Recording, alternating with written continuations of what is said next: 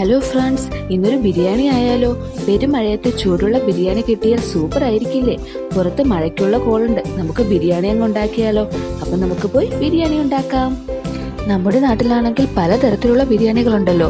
മലബാർ ബിരിയാണി, തലശ്ശേരി ദം ബിരിയാണി, തലപ്പാക്കട്ടി ബിരിയാണി, അങ്ങനെ ഒരുപാടെണ്ണം. നിങ്ങൾക്കിതിൽ ഏതാ ഇഷ്ടമെന്ന് കമൻറ്റ് ചെയ്യണേ. ആദ്യം നമുക്ക് ദമ്മിടുമ്പോൾ ആവശ്യമായിട്ടുള്ള സവാളയും കാഷ്യും ഒക്കെ വറുത്തെടുക്കാം. അതിനായിട്ട് കുറച്ച് എണ്ണയും 3-4 സ്പൂൺ നെയ്യും കൂടി ഒഴിക്കുക. നമ്മൾ ഈ പാത്രം എടുത്തിരിക്കുന്നത് ലാസ്റ്റ് ദമ്മിടേണ്ട അതേ പാത്രമാണ്. അപ്പോൾ അതാകുമ്പോൾ നമുക്ക് പിന്നെ പാത്രം ഒന്നും മാറ്റണ്ട. അപ്പോൾ സവാള ഇതൊരു 1.5 സവാള കാണും. ഇത് നല്ല നൈസായിട്ട് നീളത്തിന് അരിഞ്ഞെടുക്കണം. എത്രയും നൈസാവുമോ അത്രയും നല്ല ക്രിസ്പി ആയിട്ട് വരും. അങ്ങനെ നമുക്ക് എണ്ണ ആവശ്യത്തിൽ ഒഴിക്കാം. അത് നല്ലതുപോലെ ഇളക്കി ഒന്നൊരു ഗോൾഡൻ ബ്രൗൺ കളർ ആകുമ്പോഴേക്കും കുറച്ച് പഞ്ചസാര ചേർത്ത് കൊടുക്കുക. അത് നല്ല സവാള നല്ല ക്രിസ്പി ആൻഡ് നല്ല കളറായിട്ട് വരാനായിട്ട് സഹായിക്കും.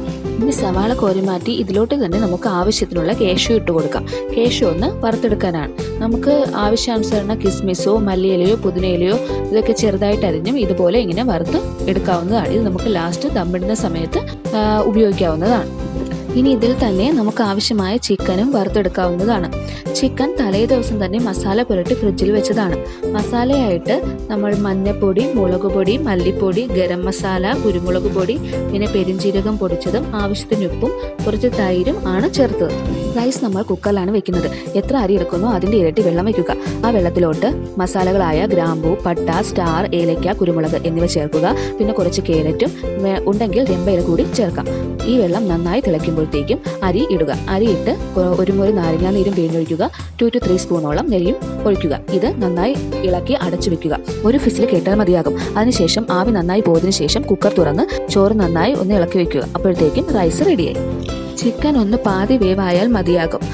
അപ്പോഴത്തേക്കും അത് കോരി നമ്മുടെ ബിരിയാണി മസാലയ്ക്കുള്ള സവാള നമുക്ക് വഴറ്റാനായിട്ട് ഇടാം. ഇത് ഒരു 4 മീഡിയം സവാള വരും. സവാള കുറച്ച് ഉപ്പിട്ട് നന്നായി വഴണ്ടു വരുമ്പോഴത്തേക്കും അതിലോട്ട് വെളുത്തുള്ളി, പച്ചമുളക്, ഇഞ്ചി എന്നിവ ചതച്ചത് കൂടി ചേർക്കുക.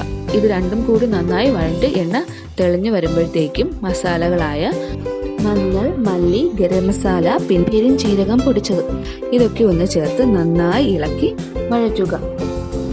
മസാലയൊന്ന് ഇളക്കി യോജിപ്പിച്ച ശേഷം ഇതിലോട്ട് 2 തക്കാളി ചെറുതായി മുറിച്ചത് കൂടി ഇട്ട് നന്നായി ഇളക്കുക. ഇളക്കി എണ്ണ തെളിഞ്ഞു വരുന്നത് വരെ നമ്മൾ നന്നായിട്ട് ഇളക്കി കൊടുക്കണം. ഇനി ഇതിലേക്ക് നേരത്തെ വറുത്തു കോരിയ ചിക്കൻ ഇട്ട് നന്നായി ഇളക്കുക. മസാല എല്ലായിടത്തും പറ്റണം. ആ രീതിയിൽ നന്നായി ഇളക്കിയ ശേഷം കുറച്ച് തൈര് കൂടി ചേർക്കണം. ആവശ്യത്തിന് തിളപ്പിച്ച് വെള്ളം ഒഴിച്ച് ചിക്കൻ ഒന്ന് വേവിച്ചെടുക്കുക. ഇതിലോട്ട് അരമുറി നാരങ്ങ നീര് കൂടി ഒഴിക്കാം. പാകത്തിന് ഉപ്പും മസാലയും ഒക്കെ ഉണ്ടോ എന്ന് ഇപ്പോൾ നോക്കാം. മസാല കുറച്ച് ഗ്രേവി ആയിട്ടാണ് വേണ്ടത്. കാരണം 20 മിനിറ്റോളം നമുക്ക് ദമ്മിടണം. ഇനി വേവിച്ച് വെച്ചിരിക്കുന്ന റൈസ് ഇതിനു മീതെ 2 സ്റ്റെപ്പായിട്ട് ഇടാം. ആദ്യം പകുതി റൈസ് ഇട്ട് വറുത്ത് വെച്ചിരിക്കുന്ന സവാളയും കാഷ്യൂനട്ടും കുറച്ച് നെയ്യും ഒഴിക്കുക. ഇതുപോലെ വീണ്ടും ബാക്കി പകുതി ഇട്ട് സവാളയും കാഷ്യൂനട്ടും കുറച്ച് നെയ്യും ഒഴിക്കുക. ഇത് അടച്ചു വെച്ച് ഒരു 20 മിനിറ്റ് ലോ ഫ്ലെയിമിൽ ആവി കയറ്റാം. 20 മിനിറ്റ് കഴിഞ്ഞ് സ്റ്റൗ ഓഫ് ചെയ്ത് ഒരു അരമണിക്കൂറെങ്കിലും കഴിഞ്ഞ് തുറക്കുന്നതാണ് നല്ലത്. അപ്പോൾ നമ്മുടെ ബിരിയാണി റെഡിയായി. ഈ ബിരിയാണി എല്ലാവരും ട്രൈ ചെയ്ത് നോക്കണേ. എനിക്ക് ഏറ്റവും ഇഷ്ടപ്പെട്ട ഭക്ഷണം ബിരിയാണിയാണ്. നിങ്ങൾക്ക് ഏറ്റവും ഇഷ്ടപ്പെട്ട ഭക്ഷണം ഏതാണ്? എല്ലാവരും കമൻറ്റ് ചെയ്യണേ. അപ്പോൾ വീണ്ടും കാണാം.